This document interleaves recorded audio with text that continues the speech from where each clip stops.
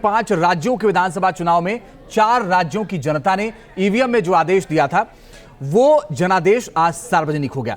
राजस्थान, मध्य प्रदेश, छत्तीसगढ़ और तेलंगाना के नतीजों ने थोड़ा चौंकाया है तो कहीं कहीं अनुमानित आंकड़ों को भी सच किया है। बात मध्य प्रदेश की करें तो यहां 230 सदस्यों वाले विधानसभा में बीजेपी को 165, कांग्रेस को 64 और 1 सीट अन्य को मिल रही है।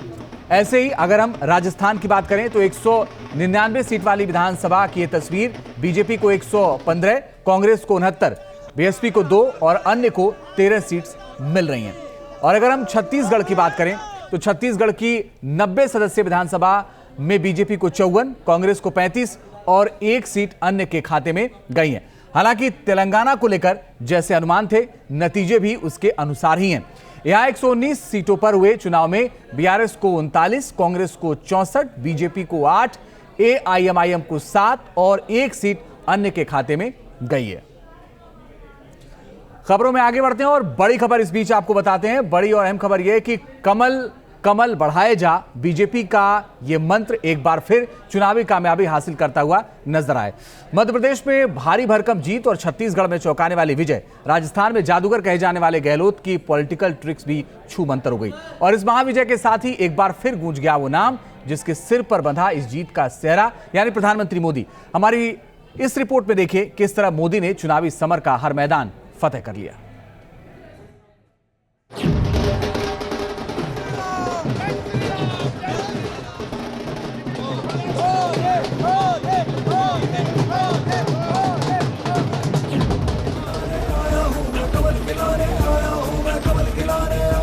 कि आज की इस हैट्रिक ने 24 की हैट्रिक की गारंटी दे दी है। मोदी, मोदी और सिर्फ मोदी। राम राम। यह नाम मानो प्रचंड चुनावी विजय का जयघोष बन गया है। क्या बीजेपी के नेता, क्या पॉलिटिकल कमेंटेटर और क्या बीजेपी के समर्थन, सबकी जुबान पर सिर्फ और सिर्फ मोदी का नाम है। तो मोदी को भी तो काम करने का मौका मिलना चाहिए ना। आपके सपने मेरे संकल्प है, मैं उसे पूरा करना चाहता हूं।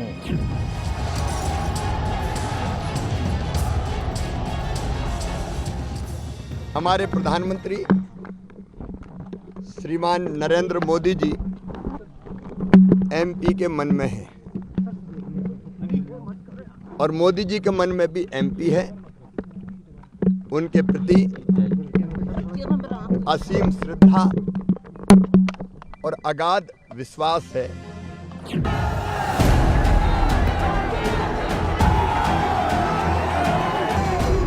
नाम हो भी क्यों ना, आखिर ये मोदी ही थे जिनके चेहरे पर राजस्थान, मध्य प्रदेश और छत्तीसगढ़ का चुनाव लड़ा गया। तीनों राज्यों में पार्टी ने कोई सीएम फेस प्रोजेक्ट नहीं किया।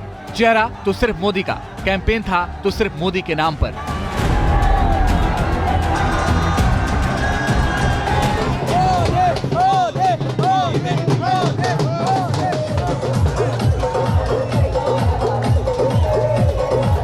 पांच राज्यों के विधानसभा चुनाव का समर्थन और मोदी चले थे एक ही मिशन के साथ, मैं कमल खिलाने आया। मैं कमल खिलाने आया, मैं कमल खिलाने आया, मैं कमल खिलाने आया, मैं कमल खिलाने आया हूं, मैं कमल खिलाने आया हूं, मैं कमल खिलाने आया। कमल खिलाने निकले थे, कमल खिलाया भी और कमल की महक को फैलाया भी। प्रधानमंत्री मोदी की कमान में बीजेपी ने वो कर दिखाया जिसकी उम्मीद शायद राज्य की बीजेपी इकाइयों को भी नहीं रही होगी।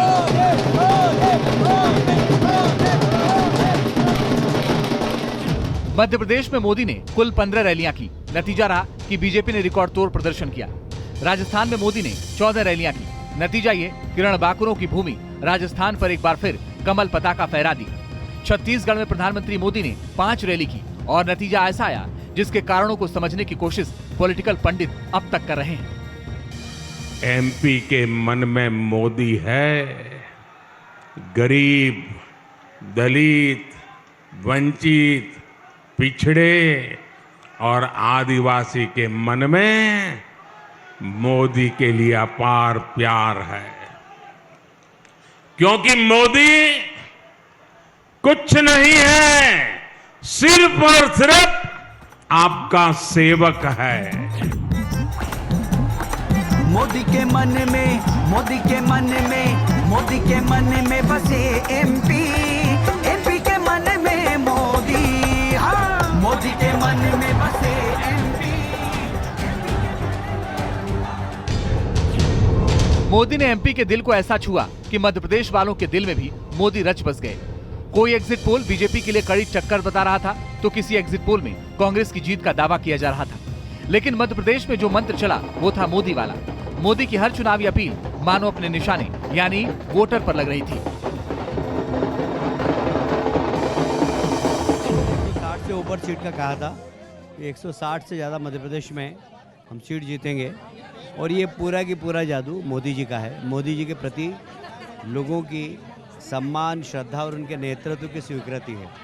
वहीं अमित शाह जी की कुशल रणनीति भी है और नड्डा जी की जो संगठन की पन्ना प्रमुख की योजना है, उसका परिणाम है कि हम मध्य प्रदेश ही नहीं, राजस्थान और छत्तीसगढ़ दोनों में सरकार करेंगे। पर आप लोगों ने कड़ी मेहनत ज़मीनी स्तर पर की, बड़े चेहरों को नीचे ज़मीनी स्तर पर उतारा, क्या लगता है इसका कितना फैक्टर रहा है? आपको जिम्मेदारी भी दी गई थी।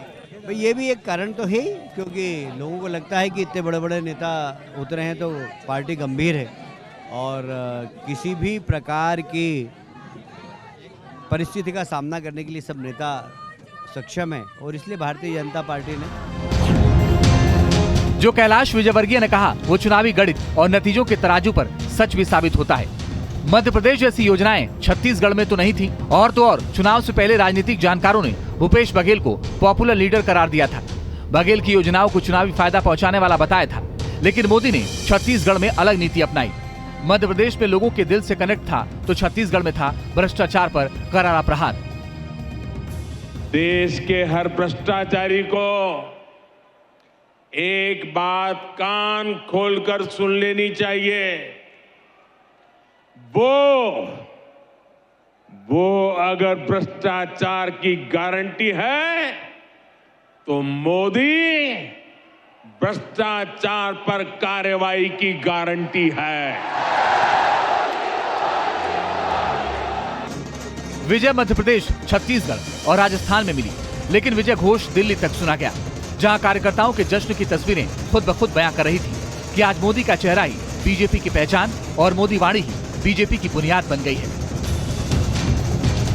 यही कार्यकर्ताओं की जो है कि मजबूती और एकता और हमारे विकास पुरुष श्री नरेंद्र मोदी जी की जो योजनाएं हैं और भाजपा मतलब क्या भरोसा, विकास की गारंटी सेलिब्रेट कर रहे हैं। आपने क्या क्या किया अभी? देखिए, सनातन धर्म में हम लोग जो जहाँ जिसमें आस्था रखते हैं उनकी पूजा करते हैं, उनकी आरती उतारते हैं। तो आज जो है कि नारियल है, नारियल जो है कि हमने फोड़ा, दूधाभिषेक हो रहा है। आज की जीत को लेकर क्या कहेंगे? देखिए, ये जनता का आशीर्वाद, प्यार है मोदी जी के प्रति। ये सुनामी और आंधी है मोदी जी की। माननीय प्रधानमंत्री जी के लिए जो काम हुआ है, तो लगातार हमारे सबसे बड़े नेता जो है माननीय प्रधानमंत्री जी, जो जनता को लेकर जो काम किया है, जनता के बीच में गरीबों के लिए, पिछड़ों के लिए, युवाओं के लिए, महिलाओं के लिए, उसी का परिणाम आज दिखाई दे रहा है। बिल्कुल परिणाम दिखाई दे रहा है। तो वहाँ देखेंगे तो आप रंग गुलाल भी वहाँ पर उड़ाया जा रहा है और जो भाजपा का झंडा है, जो जीत का परचम है, वो लहराता हुआ आप देख सकते हैं। विधानसभा चुनाव के सियासी समर में पीएम मोदी पर कई बार निजी जुबानी हमले किए गए। कुछ मौकों पर तो विपक्षी नेता राजनीतिक मर्यादा की सीमा को भी लांघ गए। अशोक गहलोत ने भी पीएम मोदी के भाषणों पर तंज कसा था, लेकिन इन सब बातों, ऐसे बयानों से मोदी पर कोई फर्क नहीं पड़ा। राजस्थान के चुनावी कैंपेन की बात करें तो मोदी के भाषणों का पूरा फोकस शिक्षा माफिया, रोजगार, महिला विकास और सांस्कृतिक राष्ट्रवाद जैसे मुद्दों पर था। भाजपा सरकार ने तय किया है कि अब उज्ज्वला की लाभार्थी बहनों को केंद्र सरकार की तरफ से गैस सिलेंडर सिर्फ 600 रुपये में मिलेगा।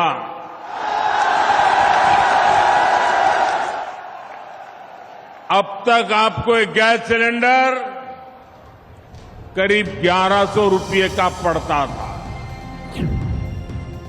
विकास की यही गारंटी मोदी ने मध्य प्रदेश में भी दी थी, और जो नतीजा मध्य प्रदेश में आया वैसा ही नतीजा राजस्थान में भी दिखा, जहां बीजेपी ने क्लियर मेजोरिटी हासिल कर ली।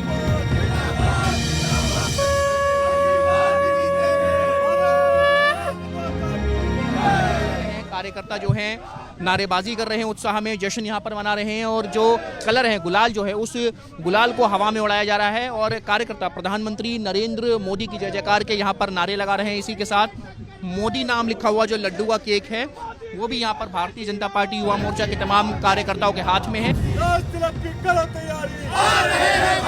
नरेंद्र मोदी जी जिंदाबाद, नरेंद्र मोदी जी जिंदाबाद। इस चुनावी चुनौती को बीजेपी का लिटमस टेस्ट माना जा रहा था, उसमें मोदी ने बीजेपी को बेस्ट साबित कर दिया। मध्य प्रदेश में चुनावी कैंपेन को खत्म करते वक्त मोदी ने भविष्यवाणी की थी कि कांग्रेस शर्मनाक हार का सामना करने वाली है। कांग्रेस इस चुनाव में कहीं टक्कर में ही नजर नहीं आ रही है।